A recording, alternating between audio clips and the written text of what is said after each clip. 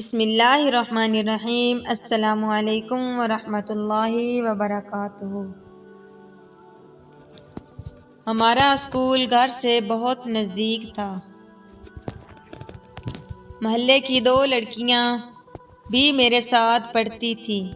ہم تینوں ساتھ اسکول جایا کرتی تھیں۔ میٹرک تک سکون سے پڑھائی کی، کبھی کسی مسئلے سے 2 چار نہ ہونا پڑا، کیونکہ 5 منٹ میں اسکول پہنچ جاتے تھے۔ میٹرک کے بعد کالج داخلے کا مرحلہ آیا تو پریشانی لاحق ہو گئی۔ کالج گھر سے فاصلے پر تھا اور ابو روز کالج پہنچانے نہ جا سکتے تھے، جبکہ بھائی دونوں اپنے بزنس کے لیے صبح گھر سے نکلتے تو شام کو لوٹتے تھے۔ تبھی والد صاحب مجھ کو کالج داخلہ لینے کی اجازت نہ دے رہے تھے۔ بہت افسردہ تھی، کھانا پینا چھوڑ دیا۔ تب امی آڑے آئی اور ابو کو سمجھایا کہ اب زمانہ پہلے جیسا نہیں ہے، لڑکیوں کو خود اعتمادی دینی چاہیے۔ محلے کی 2 بچیاں اور بھی کالج میں داخلہ لے رہی ہیں، اگر یہ ان کے ساتھ کالج چلی جائے گی تو اس میں کیا حرج ہے؟ آخر پہلے بھی تو یہ تینوں اکٹھی اسکول جاتی تھی، آپ اجازت دے دیں۔ والد صاحب کا کہنا تھا کہ اسکول تو گھر سے 2 قدم پر ہے، مگر کالج کے لیے کسی سواری کا انتظام کرنا پڑے گا۔ بہرحال بہت دلائل دے کر امی جان نے بالآخر اپنی بات منوا لی اور مجھے کالج میں داخلے کا اذعان مل گیا۔ میں نے بشریٰ اور تنویر کے ساتھ فرسٹ ایئر میں داخلہ لے لیا۔ روز ہم کو بس پر جانا ہوتا تھا۔ بس اسٹاپ گھر سے زیادہ دور نہ تھا، مگر مقررہ وقت پر بس ملتی تھی، لہٰذا ہم ٹائم سے 15 منٹ پہلے گھر سے نکل جاتی تھی اور بس اسٹاپ پر انتظار کرتی تھی۔ اس روز جب بس آئی، کافی رش تھا۔ اسٹاپ پر 3 ہیرو ٹائپ لڑکے بھی کھڑے تھے، غالباً بس کا انتظار کر رہے تھے، تاہم ان کی نظریں ہم پر مرکوز تھیں۔ اس صورتحال سے میں تو پہلے ہی سخت دن پریشان ہو گئی۔ جب ہم کالج اسٹاپ پر اترے تو وہ بھی ساتھ اتر گئے۔ ان کے انداز سے یوں لگا جیسے ان کو بھی تعلیم سے زیادہ ہم لڑکیوں میں دلچسپی ہو۔ وہ کچھ آوارہ قسم کے لگ رہے تھے اور ہمارے بارے میں بھی آپس میں ہی گفتگو کر رہے تھے۔ یہ سوچ کر ہی میں پریشان ہو گئی۔ میرا خدشہ درست ثابت ہوا۔ اگلے روز بھی وہ ہم سے پہلے بس اسٹاپ پر موجود تھے۔ ہمارے فوراً بعد بس میں سوار ہوئے اور کالج اسٹاپ پر ہمارے ساتھ اتر گئے۔ آج وہ کچھ ذو معنی فکریں بھی کس رہے تھے۔ ہم نے سنی انسنی کر دی اور کالج کے گیٹ میں گھس کر ان سے پیچھا چھڑا لیا۔ تیسرے دن پھر انہوں نے ہمارا پیچھا کیا اور جب میں بس سے اتر کر کالج گیٹ کی طرف بڑھی تو ایک خط مروڑ کر میری کتابوں میں پھینک دیا۔ ان کا نشانہ بالکل صحیح تھا۔ خط پھینکنے والے کا نام شعیب تھا۔ اس کے ساتھی اسی نام سے اس کو پکار رہے تھے۔ میری کتابوں کو چھوتا خط قدموں میں گر گیا اور میں آگے بڑھ گئی، لیکن میری ساتھی نغمہ نے کاغذ کی اس ننھی منھی گول گیند کو اٹھا لیا۔ کالج کے اندر داخل ہونے کے بعد میں نے اسے کہا، تم نے اسے کیوں اٹھایا؟ اب وہ روز ایسا ہی کریں گے۔ وہ بولی، اگر نہ اٹھاتی تو ہمارے پیچھے آنے والی کوئی دوسری لڑکی اٹھا لیتی اور پھر تمہاری بدنامی ہو جاتی۔ اور لڑکیاں بھی تو آ رہی تھیں۔ انہوں نے یقیناً لڑکوں کو اس حرکت کا نوٹ کیا ہوگا۔ خدا جانے اس خط میں کیا خرافات لکھی تھی، دوسری لڑکیاں پڑھ لیتی تو تمہارا تماشا بناتی، اس وجہ سے اٹھا لیا ہے۔ لو اب پڑھ تو لو۔ ہم نے تجسس میں اس وقت کاغذ کو سیدھا کر کے پڑھا۔ لکھا تھا، ایک بار بات کر لو ورنہ روز ایسے ہی خط تم کو ملیں گے۔ تمہارا خادم شعیب۔ اس خط کو روکنا ضروری ہے نغمہ، ورنہ میں کالج چھوڑ دوں گی۔ میں نے روحانسی ہو کر کہا۔ نغمہ دلیر لڑکی تھی، بولی، بے وقوف، ان 2 کے آوارہ لڑکوں کی خاطر ہم تعلیم کو خیر باد کہہ دو گی؟ ہمت سے کام لو، ہم ان سے نمٹ لیں گے۔ مشورے کے بعد فیصلہ کیا کہ کل بس اسٹاپ پر ان کو زبانی سمجھائیں گے، اگر باز نہ آئے تو پھر ان کی شکایت کر دیں گے۔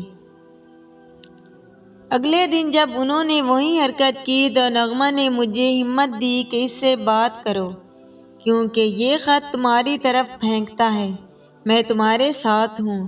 تب میں جرأت کر کے آگے بڑھی اور لڑکے کو مخاطب کیا، مسٹر شعیب، دیکھو میں ایسی لڑکی نہیں ہوں جیسی تم سمجھ رہے ہو، اپنی حرکتوں سے باز آ جاؤ، اپنا اور میرا وقت ضائع مت کرو، ورنہ میں تمہاری شکایت کر دوں گی۔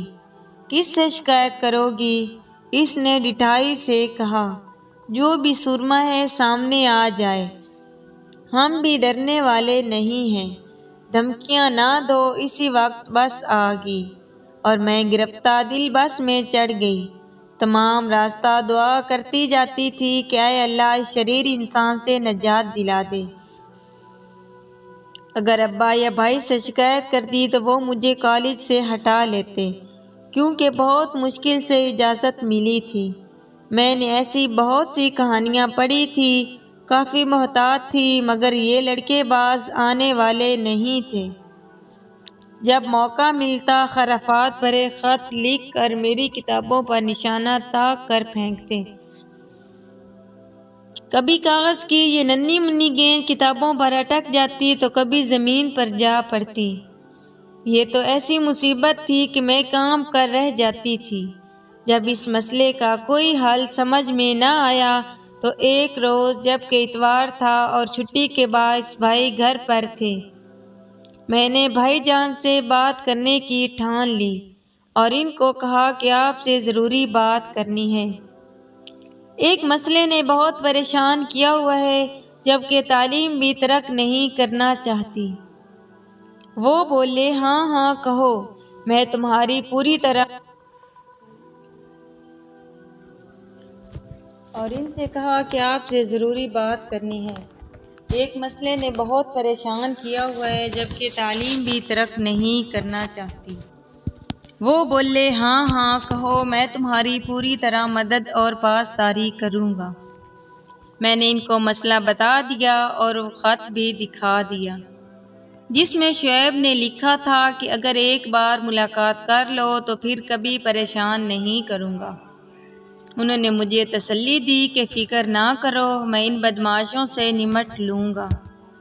انہوں نے قلم اور کاغذ مانگا اور میری طرف سے شعیب کو خط لکھا کہ فلاں دن فلاں پارک میں آ جاؤ۔ وقت بھی لکھ دیا اور یہ بھی کہ تمہارے بے حد اصرار پر ملاقات کر رہی ہوں، مگر یہ میری تم سے پہلی اور آخری ملاقات ہوگی۔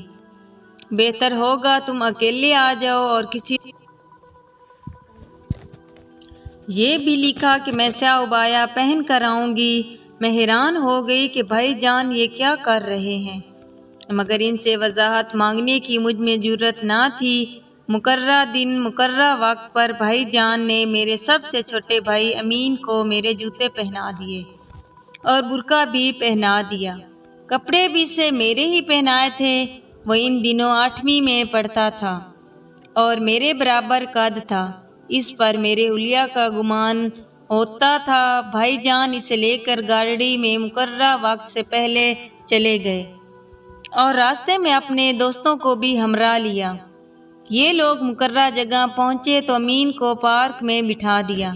چہرہ نقاب سے پوشیدہ تھا۔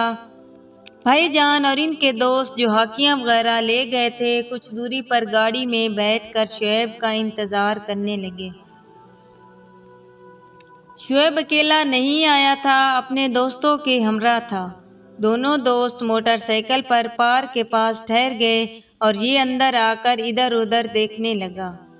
نظر کالے برقعے میں ملبوس بینچ پر پڑی بیٹھی اکیلی لڑکی پر پڑی تو اس کی جانب بڑھا۔